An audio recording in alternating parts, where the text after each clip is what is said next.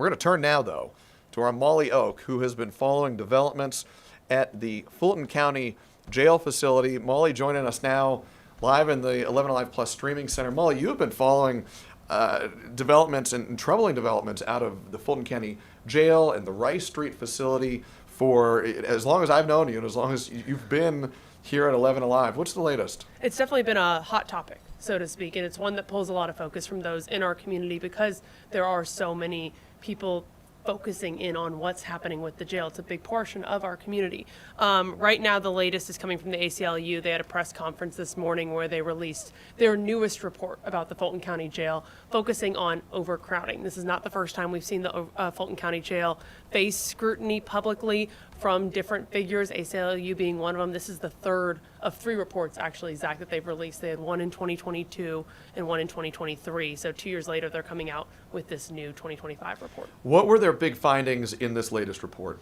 The biggest thing it's focusing on is overcrowding. A lot of the focus that I have seen as I'm poring over this 30-plus page report is that they're focusing on how the county and the cities are treating misdemeanor crimes. One of the big recommendations that they said was, is there any way we can use citations in lieu of arrests for certain misdemeanor offenses to try to keep people out of the jail, throwing a lot of stats at us of X amount of people are facing misdemeanors with minor charges, minor fees, that we could potentially divert them somewhere else. And it's important to remember as well, when we're having this conversation about the jail, most detainees in a jail facility have not yet gone to trial. They have not been convicted. They are in jail pre-trial either because they have been denied bond or they have been granted bond by a judge but are unable to afford that bond. So we are talking about a population of detainees who have not yet had their day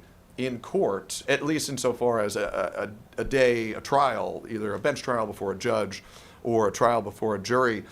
Molly, have Fulton County leaders offered any response to this report at this point? I know it's early. They haven't. The ACLU and those with ACLU, which they were part of a bigger group called Community Over Cages Coalition. They said that they reached out to commissioners. They haven't heard anything back from them yet.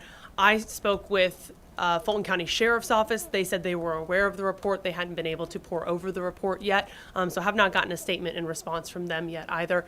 They are no stranger to knowing that the jail has faced scrutiny. They also were speaking with me over the weekend when we saw flooding at the jail because of a pipe leak. Something like 70,000 gallons of water? Potentially even more than 70,000 gallons of water. I don't know if you all saw the videos, but you saw that water pouring through the ceilings at the jail. So it's not the first time the jail has had issues or faced, as I said, public scrutiny. It's not even in the past couple of days. And we're looking at these images released by the Fulton County Sheriff's Office of this water leak over the weekend.